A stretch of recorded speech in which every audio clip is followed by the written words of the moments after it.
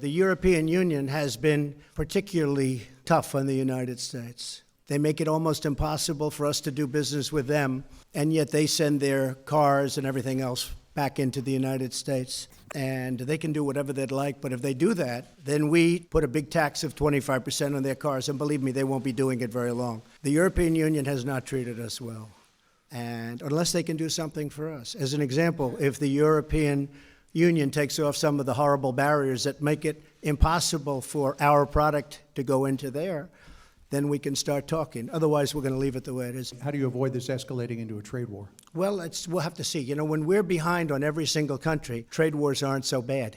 When we're down by 30 billion, 40 billion, 60 billion, 100 billion, the trade war hurts them, doesn't hurt us. Trump wants to make his country great. He's a spoilt brat, basically. He's just going to want more. It's clear that Mr. Trump's decision is a declaration of war. We should not give in to the blackmail of the US. A trade war with the USA won't make either Europe or the United States great again. It will make all of us smaller. Donald Trump is playing the guy, instead of the one with the button, the biggest nuclear button, the one with the biggest tariffs in terms of customs tariffs. And there's one piece of advice I would give to him. He carries out miracles, like Moses. He pushes everything out of his way, including common sense. American citizens, those who supported Trump, will lose. The American industries will lose. If you look at the shoe collection of his daughter Ivanka, you'll probably find that lots of those produced are stamped made in China. That shows the hypocrisy of the Trump family. Following the announcement of President Trump, there is a risk of a serious trade dispute between the United States and the rest of the world, including the EU. President Trump has recently said, and I quote, "Trade wars are good and easy to win." But the truth is quite the opposite. Trade wars are bad and easy to lose. And I, for one, are actually in total support of what Mr. Trump is doing as the only female UK politician that stood by him. You've got such a rocket coming to you. You think Brexit was bad? Well, Trump is with the nuclear warhead. Thank you very much. You, madam. Mr. Lennars. He doesn't like an organization that is supranational, that is unelected, where the bureaucrats run amok, and that is not, frankly, a proper democracy. Why do you want to be US ambassador to the EU? I mean, you're clearly not a great fan of Brussels or its bureaucrats like Jean-Claude Juncker. Well, I had in a previous career a diplomatic post where I helped to bring down the Soviet Union. So maybe there's another union that needs a little taming. Now I give the floor to the Earl of Dartmouth on behalf of EFTD. Yes, thank you, Mr. President. First of all, some basic facts. First, China has been dumping steel. The European Steel Association, Eurofur, set this out in a statement in October 2015.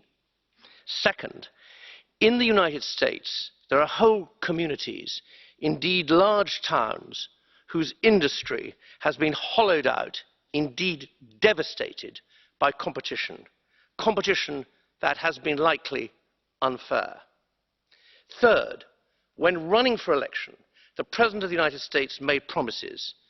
These promises included tariffs. Now, we as a party favour free trade. Indeed, one compelling reason for Brexit is that the European Union is itself protectionist, despite what Mr. Weber said.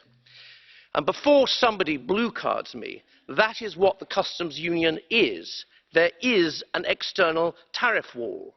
And to give just one example, the EU imposes duties on agricultural goods that can be up to 67%. Now, of course, we would prefer it if the President of the United States did not introduce new tariffs. Nevertheless, it's important to understand the reasons. Now, if I may make a suggestion to the EU national governments, the United States would be much more likely to take note of what continental European governments want on tariffs if those same European governments would spend the 2% of gross domestic product on security That is their obligation. Now that would be better for a peaceful world than the large EU tariff walls. The next speaker is Mrs. James. Morning, Chamber. Well, insulting world leaders, be it Trump or even Prime Minister May, appears to have become the norm. But let me just remind you of some key facts here before we start throwing bats and whatever at the USA. The European Union is the largest protectionist trade bloc in the world. 17 billion euros a year charged to exporters via the common external tariff. Even the Commission admits to 5,000 non-tariff barriers. And then we have all of the red tape and the regulation, which equally acts as a tariff barrier or a barrier to trade in some contexts.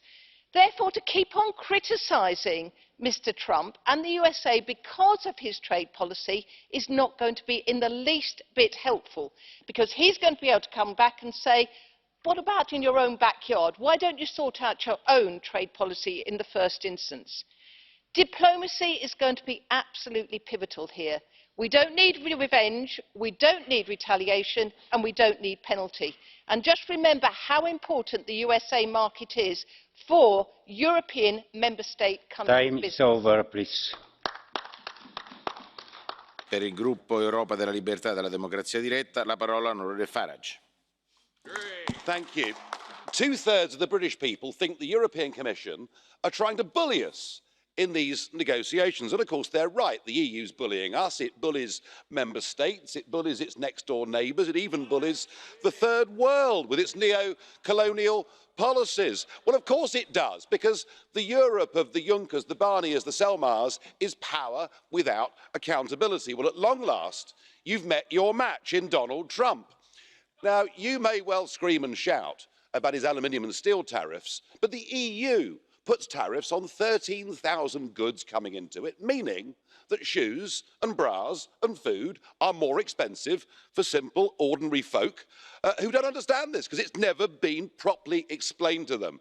And the sheer hypocrisy of criticising Trump when you already have put tariffs on steel and aluminium amazes me. But it does show the folly of us going for a transition period. It shows the utter stupidity of the Labour Party wanting to sign us up to this permanently, because in this USA dispute, we now find ourselves trapped, impotent, unable to act. We need to be free. We voted Brexit. We voted to make our own trade policy, our own trade decisions. We could do a deal with America in 48 hours.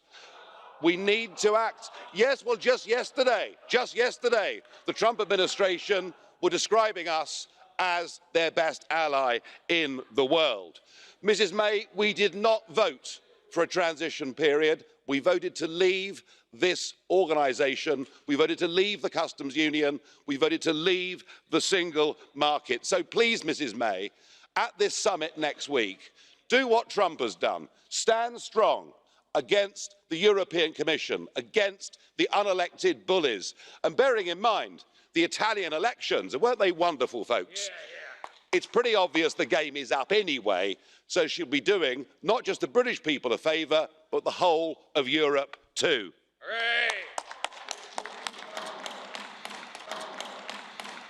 Per il gruppo Europa delle Nazioni della Libertà, la parola all'onorevole Atkinson. Well, I agree with Nigel. This debate is rather pointless. It's just like Mr. Galtieri said. You know, it's like the Titanic. It's sinking very fast. The resolution is the federalist delight, and it's business as usual here. Yet all around you, Rome burns, literally. The populists are winning elections, kicking out the old guard, the very people who wrote this resolution. Across the southern EU states, there is horrifically high youth unemployment. In Italy, nearly 70% of the youth actually voted for populist parties.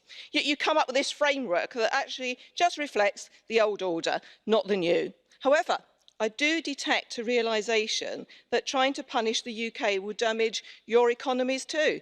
And when I was in America, in Washington in December, Wilbur Ross, the Secretary of State for Commerce, said to me, don't take that poison pill that the EU offers us. if you want a trade deal with us. And my friend Nigel Farage is absolutely right. We can get a deal together in 48 hours because we're two proud trading nations. You lot haven't got a clue. You're a protectionist racket. That's what Trump told you, and that's what Wilbur Ross told you, and that's what you are.